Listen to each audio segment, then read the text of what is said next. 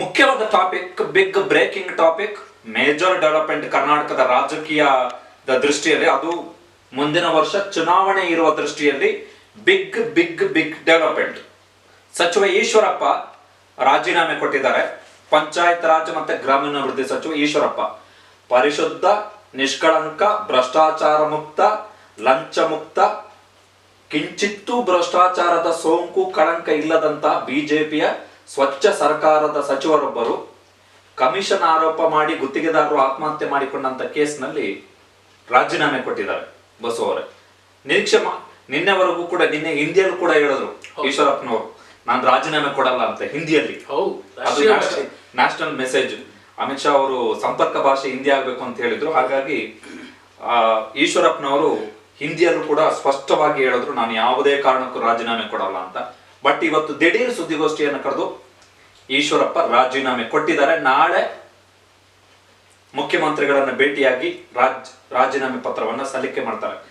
ಈ ಈಶ್ವರಪ್ಪನವರ ನಿನ್ನೆಯ ಹೇಳಿಕೆಗೂ ಮತ್ತೆ ಇವತ್ತಿನ ನಿರ್ಧಾರಕ್ಕೂ ಏನು ವಿಶ್ಲೇಷಣೆ ಮಾಡಬಹುದು ಬಸವರ? ಅಕ್ಷಯ್, ಇಲ್ಲಿ ನಾನು ಮೂರು ರೀತಿಯಲ್ಲಿ ಮೂರು ಮಾತುಗಳನ್ನ ನೆನಪಿಸ್ಕೊಳ್ತೀನಿ. ಈಶ್ವರಪ್ಪ ಅವರು ಆರೋಪ ಬಂದು ಕೂಡಲೇ ಮುಖ್ಯಮಂತ್ರಿ ಬಸವರಾಜ ಬೊಮ್ಮಾಯಿ ಅವರು ಹೇಳಿದ್ರೆ ನಾನು ಈಗಲೇ ರಾಜೀನಾಮೆ ಕೊಡ್ತೀನಿ ಅಂತ ಹೇಳಿದ ಒಂದು ಮಾತು, ಅದಾಗಿ ಕೆಲವೇ ನಿಮಿಷಗಳ ಬಳಿಕ ನಾನು ರಾಜೀನಾಮೆ ಕೊಡೋದೇ ಇಲ್ಲ ಅಂತ ಹೇಳಿದ ಎರಡನೇ ಮಾತು, ಇದೀಗ ಮೂರನೇ ಮಾತು. ಆಮೇಲೆ ನಿನ್ನೆ ಮೈಸೂರಲ್ಲಿ ಅವರು ಹೇಳಿದ್ದಾರೆ, ನನ್ನ ಜೊತೆಗೆ ಬಿಜೆಪಿಯ ಹಿರಿಯ ನಾಯಕರೆಲ್ಲ ಇದ್ದಾರೆ. ನಾನು ಇಲ್ಲ, ಯಾಕಂದ್ರೆ ಅಂಥದ್ದೊಂದು ಆ ಥರದ ಒಂದು ಪಲ್ಲಟ ಅವ್ರ ಮಾತುಗಳಲ್ಲಿ ಯಾಕೆ ವ್ಯಕ್ತವಾಯಿತು ಅಂದ್ರೆ, ನಿಮಗೆ ಬಿಜೆಪಿ ಆವೃತ್ತಿ ಎರಡು ಬಂದಾಗಿನಿಂದ ಇಲ್ಲಿಯ ತನಕ ರಾಜ್ಯ ಬಿಜೆಪಿ ಮತ್ತು ಬಿಜೆಪಿ ಸರ್ಕಾರ ಎರಡಕ್ಕೂ ಕೂಡ ಒಂದು ತಕ್ಕಡಿಯಲ್ಲಿ ಒಂದು ಕಡೆ ಈ ಪಕ್ಷಕ್ಕೋಸ್ಕರ ಶ್ರಮ ವಹಿಸಿ ದುಡಿದು ದಶಕಗಳ ಕಾಲ ಪಕ್ಷವನ್ನೇ ತಂದೆ ತಾಯಿ ಅಂತ ಭಾವಿಸಿ ಪಕ್ಷ ಕಟ್ಟಿದಂತಹ ಛಲದಂಕಮಲ್ಲ BS ಯಡಿಯೂರಪ್ಪ ಅವರನ್ನ ಒಂದು ತಕ್ಕಡಿಯಲ್ಲಿ ತೂಗಿದ್ರೆ, ಮತ್ತೊಂದು ತಕ್ಕಡಿಯಲ್ಲಿ ದೆಹಲಿಯ ದೊರೆಗಳ ಮಹಾಬೆಂಬಲ ಮತ್ತು RSS ನ ಮಹಾಬೆಂಬಲ ಇರತಕ್ಕಂತ ನಾಯಕರ ಒಂದು ದಂಡು, ಅದರಲ್ಲೂ ಕೂಡ ದಿಲ್ಲಿ ಕನ್ನಡಿಗ, ಇತ್ತೀಚಿನ ದಿಲ್ಲಿ ಕನ್ನಡಿಗ. ನಾವು ಅವರನ್ನ ಸಂತೋಷ್, BL ಸಂತೋಷ್, ಬಿಜೆಪಿಯ ರಾಷ್ಟ್ರೀಯ ಸಂಘಟನಾ ಕಾರ್ಯದರ್ಶಿ, ಕರ್ನಾಟಕದ ಮೇಲೆ ದೆಹಲಿಯಿಂದ ನಿಯಂತ್ರಣ ಹೊಂದಿರುವಂತಹ ರಾಜಕಾರಣಿ, ಸದ್ಯದ ಸೂಪರ್ ಸಿಎಂ. ಹೌದು, ಸದ್ಯದ ಸೂಪರ್ ಸಿಎಂ ಅಂತಾನೆ ಹೇಳ್ಬೋದು. ಈ ಎರಡು ಪವರ್ ಸೆಂಟರ್ಗಳ ಮಧ್ಯೆ ಕೆಲವು ಸಂದರ್ಭಗಳಲ್ಲಿ ತಪ್ಪು ಇಲ್ಲದೆಯೋ ತಪ್ಪು ಇದ್ರೂ ಕೂಡ ಬ್ಯಾಲೆನ್ಸ್ ಮಾಡೋದ್ರಲ್ಲಿ ಯಡಿಯೂರಪ್ಪ ಅವ್ರ ಮಾತುಗಳನ್ನ ನೋಡಿ, ಹಿಜಾಬ್, ಹಲಾಲ್, ಆಜಾನ್ ವಿಚಾರವಾಗಿ ಏನ್ ಮಾತಾಡಿದ್ರು, ಹರ್ಷ ವಿಚಾರವಾಗಿ ಏನ್ ಮಾತಾಡಿದ್ರು. ಆದ್ರೆ ಇವತ್ತು ಸಂತೋಷ್ ಪಾಟೀಲ್ ವಿಚಾರವಾಗಿ ಅದೇ ಯಡಿಯೂರಪ್ಪ ಅವರು ಮಾತಾಡೋಕ್ಕಾಗ್ತಿಲ್ಲ. ಯಾಕಂದ್ರೆ ಪ್ರಾಮಾಣಿಕ ನಾಯಕ, ಮಾಸ್ ಲೀಡರ್, ಎಲ್ಲ ಸಮುದಾಯಗಳನ್ನ ಒಟ್ಟಿಗೆ ತೆಗೆದುಕೊಂಡು ಹೋಗ್ಬೇಕು ಅನ್ನುವಂತ ಕನಸಿದ್ದಂತಹ ಲೀಡರ್, ನೋ ಕಮೆಂಟ್ಸ್ ಅಂತಿದ್ದಾರೆ. ಈಶ್ವರಪ್ಪ ಅವರು ಆ ಮೂರು ಟೈಮಲ್ಲಿ ಮೂರು ರೀತಿಯಲ್ಲಿ ಮಾತಾಡಿದ್ದಕ್ಕೂ ಇವತ್ತಿನ ರಿಸೈನ್ಗೂ ದೆಹಲಿಯ ದೊಡ್ಡ ಲಿಂಕ್ ಇದೆ, ದೆಹಲಿಯ ದೊಡ್ಡ ಪ್ರಭಾವ ಇದೆ, ಪ್ರೇರಣೆ ಇದೆ. ನೀವೇ ಹೇಳಿದ್ರಿ ಮೈಸೂರಲ್ಲಿ ನಂಗೆ ದೆಹಲಿಯ ನಾಯಕರ ಬೆಂಬಲ ಇದೆ, ನಾನು ರಾಜೀನಾಮೆ ಕೊಡಲ್ಲ. ನಾನು ಶಿವಮೊಗ್ಗದ ಪತ್ರಕರ್ತ ಮಿತ್ರರೊಬ್ಬರಿಗೆ ಮೆಸೇಜ್ ಮಾಡಿದ್ದೆ, ರಾಜೀನಾಮೆ ಕೊಡ್ತಾರ? ಅಷ್ಟು ಈಸಿಯಾಗಿ ಕೊಡಲ್ಲ, ಯಾಕಂದ್ರೆ RSS ನ ಸಾಕಷ್ಟು ಬೆಂಬಲ ಅವ್ರಿಗಿದೆ, ಅವರನ್ನ ಕಾಪಾಡೋದಕ್ಕೆ ಅಂತ RSS ನಲ್ಲಿ ದೊಡ್ಡ ದೊಡ್ಡ ದಂಡಿದೆ ಅನ್ನೋದನ್ನ ಭ್ರಷ್ಟಾಚಾರ ಆರೋಪ ಕೇಳಿ ಬಂದ ಮೇಲೂ ಕೂಡ ಕಾಪಾಡೋದಕ್ಕೆ ಖಂಡಿತ ಶಿವಮೊಗ್ಗದ ಪತ್ರಕರ್ತರೊಬ್ರು ನನಗೆ ಹೇಳಿದ್ರು. ಆಮೇಲೆ ಕ್ರಮೇಣ ನೋಡ್ತಾ ಬಂದಾಗ ಪಕ್ಷ ಮತ್ತು ಸರ್ಕಾರದ ವರ್ಚಸ್ಸನ್ನು ಹಾಳು ಮಾಡ್ಕೊಳ್ಳದೆ 2023ರ ಚುನಾವಣೆಯಲ್ಲಿ ಮತ್ತೆ ಗೆಲ್ಲಬೇಕು ಅಂದ್ರೆ, ಯಾಕಂದ್ರೆ ರಾಜ್ಯದಲ್ಲಿ ಈ ವಿಚಾರ ಆಮೇಲೆ ಮಾತಾಡ್ಬೋದೇನೋ, ರಾಜ್ಯದಲ್ಲಿ ಬಿಜೆಪಿಯನ್ನ ಬೆಂಬಲಿಸಬಹುದಾದಂತಹ ನಾಯಕರು ಅಂದ್ರೆ ಬೇರೆ ಪಕ್ಷದ ನಾಯಕರುಗಳು ಕೂಡ ಅವರ ಮಾತಿನ ಧಾಟಿಯಲ್ಲಿ ತುಂಬಾ ಬದಲಾವಣೆಗಳಾಗಿದೆ. ಈಗ ಅದ್ರ ಜೊತೆಯಲ್ಲಿ ಈಗ ಈಶ್ವರಪ್ಪ ಅವರು ರಾಜೀನಾಮೆ ಕೊಟ್ಟಿದ್ದಾರೆ ಅಂದ್ರೆ ಬಹುಮುಖ್ಯವಾಗಿ ಯಾರು ಅವ್ರ ಜೊತೆಯಲ್ಲಿ ರಾಜಕಾರಣವನ್ನ ಆರಂಭಿಸಿದ್ರು, ಪಕ್ಷ ಕಟ್ಟೋದಕ್ಕೆ ಒಂದೊಂದೇ ಗರಿಗಳನ್ನ ತಂದು ಹೇಗೆ ಗೀಜಗನ ಗೂಡು ಕಟ್ಟುತ್ತೆ ಗೀಜಗ, ಆ ತರ ಪಕ್ಷವನ್ನ ಕಟ್ಟಿದಂತಹ ಹಿರಿಯರೊಬ್ರು ಹೇಳಿದ್ದ ಕಾರಣಕ್ಕೋಸ್ಕರ ರಾಜೀನಾಮೆ ಕೊಟ್ಟಿದ್ದಾರೆ ಅನ್ನೋದು ಇನ್ಸೆಕ್ಟ್ ಹಾಕು. ಮತ್ತೆ ಈಗ ಶಿವಮೊಗ್ಗ ಲೈವ್ ವೆಬ್ಸೈಟ್ ವರದಿಯ ಪ್ರಕಾರ ಈಗ ಈಶ್ವರಪ್ಪನವರು ಸುದ್ದಿಗೋಷ್ಠಿಯಲ್ಲಿ ಹೇಳಿದ್ದಾರೆ, ಏನು ಅಂತ ಹೇಳಿದ್ರೆ, ಹಿರಿಯರು ಬೇಡ ಅಂತ ಹೇಳಿದ್ದಾರೆ, ಆದ್ರೂ ನಾನು ಪಕ್ಷಕ್ಕೆ ಮುಜುಗರ ಆಗ್ಬಾರ್ದು ಅಂತ ರಾಜೀನಾಮೆ ಕೊಡ್ತಾ ಇದ್ದೀನಿ ಅಂತ ಹೇಳಿ. ಹಿರಿಯರು ಅಂದ್ರೆ ಅವರೇ ದಿಲ್ಲಿ ಕನ್ನಡಿಗ, ದೆಹಲಿಯಲ್ಲಿರುವಂತಹ, ದೆಹಲಿ ಬಿಜೆಪಿಯಲ್ಲಿರುವಂತಹ ಪ್ರಭಾವಿ ರಾಜಕಾರಣಿ, ಇಲ್ಲಿಯ ಸದ್ಯದ ಸರ್ಕಾರದ ಮೇಲೆ, ಪಕ್ಷದ ಮೇಲೆ ನೇರ ನಿಯಂತ್ರಣ ಇರುವಂತಹ ವ್ಯಕ್ತಿ. ಸೊ ಈಶ್ವರಪ್ಪನವ್ರು ಈ ಮಾತನ್ನ ಗಮನಿಸ್ತಾ ಇದ್ರೆ ದೆಹಲಿಯ ನಾಯಕರಿಗೆ ಈಶ್ವರಪ್ಪ ಅವರು ರಾಜೀನಾಮೆ ಕೊಡಬೇಕು ಅಂತ ಏನಿರ್ಲಿಲ್ಲ. ಸಾಧ್ಯವಾದಷ್ಟು ಭ್ರಷ್ಟಾಚಾರದ ಆರೋಪ ಕೇಳಿ ಬಂದಾಗಿಯೂ ಕೂಡ, ಹೌದು, ಭ್ರಷ್ಟಾಚಾರದ ಆರೋಪ ಒಬ್ಬ ಮಂತ್ರಿಯ ವಿರುದ್ಧ ಭ್ರಷ್ಟಾಚಾರ ಆರೋಪದ ಕೇಳಿ ಬಂದಾಗಿಯೂ ಕೂಡ. ಈಗ ಎರಡನೇ ಪ್ರಶ್ನೆ ಬಸವರೇ ಇರುವಂತದ್ದು, ಈಗ ಈಶ್ವರಪ್ಪನವರು ರಾಜೀನಾಮೆ ಕೊಟ್ಟರು. ಈ ತರ ಎಲಿಗೇಷನ್ಸ್ ಬಂದಾಗ ರಾಜೀನಾಮೆ ಕೊಡುವಂಥದ್ದು, ವಿಪಕ್ಷಗಳು ಒತ್ತಾಯ ಮಾಡುವಂಥದ್ದು ಸಹಜ, ರಾಜೀನಾಮೆ ಕೊಡುವಂಥದ್ದು ಕೂಡ ಸಹಜ. What next? ಈಗ ರಾಜೀನಾಮೆ ಕೊಟ್ಟರೆ ಸಾಕ? ಭ್ರಷ್ಟಾಚಾರ ಕೇಸ್ ಆರೋಪಗಳು ಬಂದದ್ದಕ್ಕೆಲ್ಲ ರಾಜೀನಾಮೆ ಕೊಟ್ಟು ಆಗಲ್ಲ. ಯಾಕಂದ್ರೆ ನಿಮಗೆ ನಾವು ಗಣಪತಿ ಕೇಸನ್ನು ತಗೊಂಡ್ರೆ TJ ಜಾರ್ಜ್ ಅವರು ರಾಜೀನಾಮೆ ಕೊಟ್ಟರು. ಆನಂತರ CBI ತನಿಖೆ ನಡೀತು. ಆನಂತರ CBI ಒಂದು ವರದಿ ಕೊಡ್ತು. ಅದು ಕೇವಲ ಇದೊಂದೇ ವಿಚಾರಕ್ಕಲ್ಲ, ನಮಗೆ DK ರವಿ ಅವರ ಅನುಮಾನಾಸ್ಪದ ಸಾವಿನ ವಿಚಾರವಾಗಿಯೂ ಕೂಡ CBI ತನಿಖೆ ಆಯಿತು. ಈಗ ಸರ್ಕಾರ, ಘನವೆತ್ತ ಸರ್ಕಾರ, ಸರಳ ಸಜ್ಜನಿಕೆಯ ಪ್ರಾಮಾಣಿಕ ಮುಖ್ಯಮಂತ್ರಿ ಬಸವರಾಜ ಬೊಮ್ಮಾಯಿ ಅವರ ಸರ್ಕಾರ ಯಾವ ತನಿಖೆಯನ್ನು ಮಾಡುತ್ತೆ ಅನ್ನೋದು ಬಹುಮುಖ್ಯ ಆಗತ್ತೆ.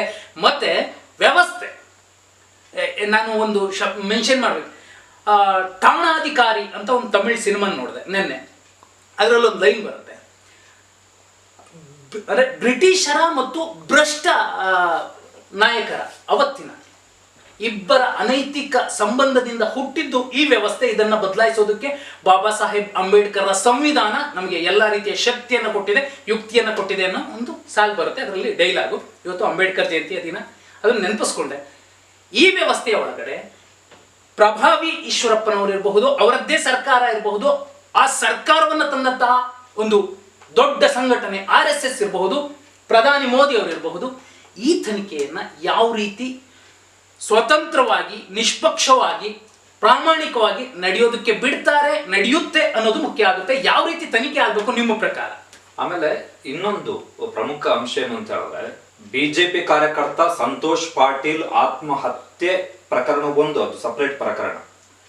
But what led to suicide, that is very very important. ಯಾಕಂತ ಹೇಳಿದ್ರೆ ಆತ್ಮಹತ್ಯೆಗೆ ಪ್ರಚೋದನೆ, ಆತ್ಮಹತ್ಯೆ ಪ್ರೇರಣೆಗೆ ಕಾರಣ ಆಗಿದ್ದು ಏನು ನೋಡಿ. ಸಂತೋಷ್ ಪಾಟೀಲ್ ಅವರು ಪ್ರಧಾನಮಂತ್ರಿ ಕಚೇರಿ, ಈಗ ಈಶ್ವರಪ್ಪನವರ ಪರ ವಕಾಲತ್ತು ವಹಿಸುತ್ತಿರುವಂತಹ ಮಹನೀಯ ಬಿಜೆಪಿಯಲ್ಲಿರುವಂತಹ ನಾಯಕರು, ಮತ್ತೆ ಬಿಜೆಪಿಯೇತರ ಕೆಲವು ನಾಯಕರು ಮತ್ತು ಕೆಲವು ಟಿವಿ ಮಾಧ್ಯಮಗಳ ಖ್ಯಾತ ಪತ್ರಕರ್ತರ ಲೆಕ್ಕಾಚಾರವನ್ನ ನಾವು ಗಮನಿಸಿದ್ರೆ, ಅಲ್ಲ, ನೀವು ಅವರನ್ನ ಜಡ್ಜ್ಗಳಂತ ಹೇಳ್ಬೋದು. ಯಾಕ್ರಿ ರಾಜೀನಾಮೆ ಕೊಡಬೇಕು, ಏನ್ರಿ ಆಗ್ಬೇಕು, ಯಾಕ್ರಿ ತನಿಖೆ ಆಗ್ಬೇಕು, ಈ ಲೆವೆಲ್ನ ಕಮೆಂಟ್ಸ್ ಗಳು ನೋಡಿವ ಖ್ಯಾತ ಪತ್ರಕರ್ತರು ಇದ್ದಾರೆ. ಸೊ ಈಗ ಇಲ್ಲಿ ಕೋರ್ ಕಂಟೆಂಟ್, ಇಡೀ ಇಶ್ಯೂಸ್ ಅಲ್ಲಿ ಕೋರ್ ಕಂಟೆಂಟ್ ಏನು ಅಂತ ಹೇಳಿದ್ರೆ, ಮಾರ್ಚ್ ಕೊನೆ ವಾರದಲ್ಲಿ ಸಂತೋಷ್ ಪಾಟೀಲ್ ಒಂದು video byte, official video byte ಅನ್ನ ಒಂದು ಕೊಡ್ತಾರೆ. ಅದರಲ್ಲಿ ಏನು, ಈಶ್ವರಪ್ಪ 4 ಕೋಟಿ ಕಾಮಗಾರಿಯನ್ನ ಮಾಡಿ ಅಂತ ನನಗೆ ಹೇಳಿದ್ದಾರೆ, ನಾನು ಮಾಡಿದ್ದೇನೆ, ಈಗ 4 ಕೋಟಿ ರೂಪಾಯಿ ಅನುದಾನ ಬಿಡುಗಡೆ ಮಾಡ್ಲಿಕ್ಕೆ ಕಮಿಷನ್ ಕೇಳ್ತಾ ಇದ್ದಾರೆ ಎನ್ನುವಂಥದ್ದು ದ ಫಸ್ಟ್ ಎಲಿಗೇಷನ್. ಅದಾದ್ಮೇಲೆ PMO ಕಚೇರಿಗೆ, ಪ್ರಧಾನಮಂತ್ರಿ ನರೇಂದ್ರ ಮೋದಿ ಅವರ ಕಚೇರಿಗೆ ಬರೆದಂತ ಅಧಿಕೃತ ಪತ್ರದಲ್ಲೂ ಕೂಡ ಅದನ್ನೇ ಮೆನ್ಷನ್ ಮಾಡ್ತಾರೆ. ಆಮೇಲೆ ಅಲ್ಲೊಂದು ಲೈನ್ ಹಾಕ್ತಾರೆ ಅವರು, ಒಂದು ವೇಳೆ ನೀವು ಆದಷ್ಟು ಬೇಗ ಈ ಸಮಸ್ಯೆಯನ್ನು ಬಗೆಹರಿಸದೇ ಇದ್ದರೆ ನಾನು ಸಾಲ ಮರುಪಾವತಿ ಮಾಡುವ ಸ್ಥಿತಿಯಲ್ಲಿಲ್ಲ, ನಾನು ಸುಸೈಡ್ ಮಾಡಿಕೊಳ್ಬೇಕಾದಂತ ಸಿಚುವೇಶನ್ ಬಂದಿದ್ದೀನಿ ಅಂತ PMO ಕಚೇರಿ ಮತ್ತೆ ಕೇಂದ್ರ ಗ್ರಾಮೀಣಾಭಿವೃದ್ಧಿ ಸಚಿವ ಗಿರಿರಾಜ್ ಸಿಂಗ್ ಅವರಿಗೆ ಬರೆದಂತ ಪತ್ರದಲ್ಲೂ ಕೂಡ ಅದನ್ನೇ ಉಲ್ಲೇಖ ಮಾಡ್ತಾರೆ. ನಿನ್ನೆ ಹಿಂಡಲಗ ಗ್ರಾಮ ಪಂಚಾಯತಿ ಅಧ್ಯಕ್ಷೆ ಹೇಳ್ತಾರೆ, ಈಶ್ವರಪ್ಪನವರು ಭರವಸೆ ಕೊಟ್ಟ ಕಾರಣಕ್ಕೋಸ್ಕರ ಸಂತೋಷ್ ಪಾಟೀಲ್ ಕಾಮಗಾರಿಯನ್ನ ಮಾಡಿದ್ದು, ನಾವು ಗ್ರಾಮೀಣಾಭಿವೃದ್ಧಿ ಇಲಾಖೆಗೆ ಪತ್ರವನ್ನ ಬರ್ತಿದ್ದೀವಿ, ದಯವಿಟ್ಟು ಕ್ಲಿಯರ್ ಮಾಡಿದನಂತ. ಅಂದ್ರೆ ಫ್ರೈಮಾ ಫೇಸಿ ಸಂತೋಷ್ ಪಾಟೀಲ್ ಏನ್ ಎಲಿಗೇಷನ್ಸ್ ಮಾಡಿದ್ರು, ಇಟ್ ಈಸ್ ಫ್ರೈಮಾ ಫೇಸಿ ಟ್ರೂ. ಆಮೇಲೆ ಇವತ್ತು ಟೈಮ್ಸ್ ಆಫ್ ಇಂಡಿಯಾದಲ್ಲಿ ಒಂದು ವರದಿ ಪ್ರಕಟ ಆಗಿದೆ. ಆ ವರದಿಯ ಪ್ರಕಾರ ಸಂತೋಷ್ ಪಾಟೀಲ್ ದೆಹಲಿಗೆ ಮತ್ತೆ ಹೋಗಿ ಉತ್ತರ ಪ್ರದೇಶದಲ್ಲಿರುವಂತಹ ಒಬ್ರು ಸ್ವಾಮೀಜಿಯ ಮುಖಾಂತರ ದೆಹಲಿಯಲ್ಲಿ ಮತ್ತೆ ಒಂದು ಹಂತದ ಕಡೆಯ ಪ್ರಯತ್ನವನ್ನ ನಾನು ಮಾಡಬೇಕೆನ್ನುವಂತ ಉಮೇದಿನಲ್ಲಿದ್ರು. ಕಡೆಯ ಪ್ರಯತ್ನ ನಾನು ಮಾಡಬೇಕು ಅಂತ, 4 ಕೋಟಿ ತಗೋಬೇಕು ಅಂತೇಳಿ. ಮತ್ತೆ ಉಡುಪಿಯಲ್ಲಿ, ಠಾಣೆಯಲ್ಲಿ ದಾಖಲಾದಂತ FIR ನಲ್ಲಿ the last para of the FIR copy, the last para ಏನು, ಈಶ್ವರಪ್ಪ, ಸಚಿವ ಈಶ್ವರಪ್ಪ, ಅವರ ಆಪ್ತರಾದಂತ ಬಸವರಾಜು ಮತ್ತೆ ರಮೇಶ್ ಇವರು ಕಮಿಷನ್ ಕೇಳಿ ಅನುದಾನ ಬಿಡುಗಡೆ ಮಾಡೋದ್ರಿಂದ ಮನನೊಂದು ಕಿರುಕುಳದಿಂದ ಬೇಸತ್ತು ಆತ್ಮಹತ್ಯೆ ಮಾಡಿಕೊಂಡಿದ್ದಾರೆ ಸಂತೋಷ್ ಪಾಟೀಲ್. ಈಶ್ವರಪ್ಪ ವಿರುದ್ಧ ಕ್ರಮ ಕೈಗೊಳ್ಳಬೇಕು ಅಂತೇಳಿ. ಸೊ ಒಂದು ಕಡೆ ಸುಸೈಡ್ ಕೇಸು, ಇನ್ನೊಂದು ಕಡೆ 40% commission allegation. So the case should be investigated. ರಾಜೀನಾಮೆ ಕೊಟ್ಟುಬಿಟ್ಟು ಏನೋ ಅದೇನೋ ರಾಜೀನಾಮೆ ಕೊಡೋದು ದೊಡ್ಡ ಸಾಧನೆ ಅಲ್ಲ. ಯಾವ it is a unethical event, actually ಅನೈತಿಕ ಘಟನಾವಳಿ ರಾಜಕಾರಣದಲ್ಲಿ. ಪ್ರಿವೆನ್ಷನ್ ಆಫ್ ಕರಪ್ಷನ್ ಆಕ್ಟ್ ಅಲ್ಲಿ ಕೇಸ್ ಆಗಬೇಕು ಈಶ್ವರಪ್ಪ ವಿರುದ್ಧ, ಸಿಬಿಐ ತನಿಖೆ ಮಾಡ್ಲಿ, ಪಾಪ ಉಳ್ದೇ ಇದೆ. ಆಮೇಲೆ ಇಡಿ ಅವರು ಮತ್ತೆ ಐಟಿ ಅವರು ಏನು ಸುಮ್ಮನೆ ಇರ್ತಾರ? ಅವರು ವರ್ಷದ 365 ದಿವಸವು ಚಟುವಟಿಕೆಯಿಂದ ಓಡಾಡುತ್ತಿರುವಂತಹ ಮಂದಿ ಐಟಿ ದಲ್ಲಿ ನಮ್ಮ ಕರ್ನಾಟಕದಲ್ಲಿ ಮಾಡಿದಾರ ಅಲ್ವಾ? ಸೊ ಪ್ರತಿ ಚುನಾವಣೆಗಳು ಈಗ ಮಾಡ್ಲಿ. ಈಗ ಅದು 40% ಕಮಿಷನ್ ಅನ್ನುವಂಥದ್ದು ಬಹುಮುಖ್ಯ ಆಗುತ್ತೆ. ಇಡೀ ನಿಜಕ್ಕೂ ನೋಡ್ತಾ ಇದ್ರೆ ಹೌದು, ಇವನ್ನೆಲ್ಲ ತುಂಬಾ ಗಂಭೀರವಾಗಿ ಆಗ್ಬೇಕು. ಮನಿ ಲಾಂಡ್ರಿಂಗ್ ಎನ್ನುವಂಥದ್ದು, ಮನಿ ಲಾಂಡ್ರಿಂಗ್ ಅಕ್ರಮ ಹಣ ವರ್ಗಾವಣೆ, ಕಮಿಷನ್ ಇಸ್ ಆಲ್ಸೋ ಅಕ್ರಮ ಹಣ ವರ್ಗಾವಣೆ. ಸಿಬಿಐ ಅವರು ದಾಳಿ ಮಾಡ್ಲಿ, ತನಿಖೆ ಮಾಡಿಸ್ಲಿ. ಗುತ್ತಿಗೆದಾರರ ಸಂಘ ಕೇವಲ ಈಶ್ವರಪ್ಪ ಅವ್ರನ್ನಲ್ಲ, ಇನ್ನೂ ಒಂದಷ್ಟು ಹೆಸರು. ಆಮೇಲೆ ಇವತ್ತು ಕೊಡಗಿನ ಗುತ್ತಿಗೆದಾರರ ಸಂಘ, ಕೊಡಗಿನಲ್ಲಿರುವಂತ 2 ಬಿಜೆಪಿ ಶಾಸಕರು ಕಮಿಷನ್ ತಗೋತಾ ಇದ್ದಾರೆ ಅಂತಾನೆ ಹೇಳಿರೋದು ಇವತ್ತು. ಮತ್ತೆ ನಿನ್ನೆ ಆರೋಗ್ಯ ಸಚಿವ ಡಾಕ್ಟರ್ ಕೆ ಸುಧಾಕರ್ ವಿರುದ್ಧ ಎಲಿಗೇಷನ್ ಮಾಡಿದ್ದಾರೆ, ಗೋವಿಂದ್ ಕಾರಜೋಳ ವಿರುದ್ಧ ಎಲಿಗೇಷನ್ ಮಾಡಿದ್ದಾರೆ, ಆರೋಗ್ಯ ಸಚಿವರ ಫ್ಯಾಮಿಲಿಯ ಕರಪ್ಟ್ ಅನ್ನೋ ಒಂದು ಆರೋಪ ಮಾಡಿದ್ದಾರೆ. ಆರೋಗ್ಯ ಸಚಿವರ ಪತ್ನಿ, ಅವರ ಬಾಮೈದ. ಅಂದ್ರೆ ಇದು ಸರಣಿ ಕಾರ್ಯಕ್ರಮ, ಭ್ರಷ್ಟಾಚಾರ ದಂಡಯಾತ್ರೆ, ವಿಸ್ತರಣೆ. ಅದು ಒಂದೊಂಥರ ಸಂದಾಯ, ಏನದು ಕಪ್ಪ ಕಾಣಿಕೆಗಳನ್ನ ಸ್ವೀಕರಿಸುವಂತ ದೊಡ್ಡ ಪಡೆ ಇದೆ. So this is the fit case to be investigated CBI ಅಥವಾ. ಆದ್ರೆ ಸಿಬಿಐ ಎಷ್ಟು ಮಟ್ಟಿಗೆ ಇದನ್ನ ನೋಡುತ್ತೆ? ಯಾಕಂದ್ರೆ ಉತ್ತರದಾಯಿಗಳು ಇಲ್ಲಿ ಎಷ್ಟು ಜನ ಇದ್ದಾರೆ ಅಂದ್ರೆ, ನೀವು ಪತ್ರವನ್ನ ಮೊದಲು ಮೆನ್ಷನ್ ಮಾಡಿದ್ದೆ ಪ್ರಧಾನಿ ಮೋದಿ ಅವರ ಕಚೇರಿಯಿಂದ, ಆಮೇಲೆ ಯುವರಾಜ್ ಸಿಂಗ್ ಅವರಿಂದ. ನಿನ್ನೆ ಗುತ್ತಿಗೆದಾರರ ಸಂಘದವರು ಮುಖ್ಯಮಂತ್ರಿ ಕಚೇರಿಯಲ್ಲೇ ಕಮಿಷನ್ ವಹಿವಾಟು ಅಂತ ಹೇಳಿದ್ರು. ಸರ್ಕಾರದ ನೇತೃತ್ವವನ್ನು ವಹಿಸಿದಂತ ಒಬ್ಬ ಮುಖ್ಯಮಂತ್ರಿಯ ಕಚೇರಿಯಲ್ಲೇ ಕಮಿಷನ್ ವಹಿವಾಟು 5% ನಡೀತಾ ಇದೆ ಅಂತೇಳಿ ಅಧಿಕಾರಿಗಳು ಓಪನ್ ಆಗಿ ಹೇಳ್ತಿದ್ದಾರೆ ಅಂತ ಹೇಳಿದ್ರೆ, ಸ್ವಚ್ಛ ಪಾರದರ್ಶಕತೆ ಹಂಗೆ ನದಿಯ ಹಾಗೆ ಸಮುದ್ರದ ಹಾಗೆ ತುಂಬಿ ತುಳುಕ್ತಾ ಇದೆ ಆಕ್ಚುಲಿ, ಅಲ್ವಾ? ಸರ್ ಖಂಡಿತ. ಮತ್ತೆ ನಾವು ಮೊದಲಿಂದ ಏನ್ ಹೇಳಿದ್ವಿ ಅಲ್ಲಿಂದನೇ ಈಗ ಕನ್ಕ್ಲೂಡ್ ಮಾಡೋಣ. ರಾಜೀನಾಮೆ ಈಶ್ವರಪ್ಪ ಅವರಿಂದ ಪಡೆದಿರಬಹುದಾದಂತಹ ಯಾವ ಪ್ರಭಾವಕ್ಕೆ ಒಳಗಾಗಿ ಅವರು ಕೊನೆ ಗಳಿಗೆಯಲ್ಲಿ ರಾಜೀನಾಮೆ ಕೊಟ್ಟಿರಬಹುದು ಅಂತ ನೋಡಿದ್ರೆ ನಮ್ಗೆ ಮತ್ತೆ BS ಯಡಿಯೂರಪ್ಪ ಅವರೇ ಬರ್ತಾರೆ. ಸದ್ಯ ಅಲ್ಪಸಂಖ್ಯಾತ ನಾಯಕ ಜಮೀರ್ ಅಹಮದ್ ಖಾನ್ ಅವರ ಕೈಯಲ್ಲಿ ಹಾಡಿ ಹೊಗಳಿಸಿಕೊಂಡಂತಹ, ಮತ್ತೆ ಅಲ್ಪಸಂಖ್ಯಾತರ ಪಾಲಿಗೆ ಈಗ ಸದ್ಯಕ್ಕೆ ಒಂದು ಆಶಾಕಿರಣದಂತೆ ಕಾಣಿಸ್ತಿರ್ತಕ್ಕಂಥ ಯಡಿಯೂರಪ್ಪ ಅವರ ಕಾರಣಕ್ಕೋಸ್ಕರನೇ. ಯಾಕಂದ್ರೆ ಪಕ್ಷ ನಾಳೆ ಉಳಿಬೇಕು, ಪಕ್ಷ ಮತ್ತೆ 2023ರ ಚುನಾವಣೆ ಒಳ್ಳೆ ಪರ್ಫಾರ್ಮ್ ಮಾಡಬೇಕು ಅನ್ನೋ ಒಂದು ದೂರದೃಷ್ಟಿಯಿಂದಲೇ ಈಶ್ವರಪ್ಪ ಅವ್ರಿಗೆ, ಯಾಕಂದ್ರೆ ಒಂದೇ ಬೈಕಲ್ಲಿ ಓಡಾಡ್ತಾ ಶಿವಮೊಗ್ಗದಲ್ಲಿ ಪಕ್ಷವನ್ನು ಕಳೆದವರಲ್ಲ, ಈಶ್ವರಪ್ಪ ಅವರಿಗೆ ಯಡಿಯೂರಪ್ಪ ಅವರ ಮಾತೆ ಮುಖ್ಯ ಆಗುತ್ತೇನೋ ಹೈಕಮಾಂಡ್ ಹೇಳದ ಮೇಲೂ ಕೂಡ. ಯಾಕಂದ್ರೆ ದೆಹಲಿಯ RSS ಪ್ರಮುಖರೆಲ್ಲರೂ ಕೂಡ ಸಪೋರ್ಟ್ ನಿಂತ ಸಂದರ್ಭದಲ್ಲೂ ಪಕ್ಷದ ಪ್ರಮುಖರು ಇಲ್ಲ ರಾಜೀನಾಮೆ ಕೊಡೋದು ಒಳ್ಳೇದು ಅನ್ನೋ ಆದೇಶವನ್ನು ಕೊಟ್ಟಿದ್ರು. ಮುಖ್ಯಮಂತ್ರಿ ಬೊಮ್ಮಾಯಿ ಅವರ ಮೇಲೆ ಯಡಿಯೂರಪ್ಪನವರು ತಗೋ ರಾಜೀನಾಮೆ ಬೇಡ, ಇಂಥ ಕಳಂಕಿತ ಒಬ್ಬ ಸಚಿವ ನಿನ್ನ ಸರ್ಕಾರದಲ್ಲಿ ಇರೋದು ಬೇಡ, ತಗೋ ಒಂದು ರಾಜೀನಾಮೆ, ನಿನಗೆ ಶ್ರೇಯಸ್ಸಾಗಲ್ಲ ನಿಮ್ಮ ಸರ್ಕಾರಕ್ಕೆ ಅಂತ ಹೇಳಿರ್ಬೋದು. ಸೊ ಗುರುವಿನ ಮಾತನ್ನ ಶಿರಸ ಪಾಲಿಸಬೇಕಾದಂತ ಒತ್ತಡದಲ್ಲಿ ಅಲ್ಲ, ಹಂಗ ನೋಡಿದ್ರೆ ನೀವು 2002ನೇ ಆವೃತ್ತಿ 2ರಲ್ಲಿ ಅಂದ್ರೆ 3ನೇ ಸಂಪುಟದಲ್ಲಿ 2ನೇ ಸಂಪುಟದಲ್ಲಿ 3ನೇ ಸಂಪುಟ ಯಾರ್ದು BS ಯಡಿಯೂರಪ್ಪ ಅವ್ರದ್ದು, ಖುದ್ದು ಈಶ್ವರಪ್ಪ ಅವರು ಕಾಲಿಗೆ ಇರ್ತಾರೆ, ಗೆಳೆಯನ ಕಾಲಿಗೆ, ಅವರು ಕೂಡ ಗುರು ಅಂತ ಒಪ್ಕೋತಾರೆ. ಸೊ ಬಟ್ ಈಶ್ವರಪ್ಪ ರಾಜೀನಾಮೆ ಸಾಕಾಗಲ್ಲ, ಯಾಕಂದ್ರೆ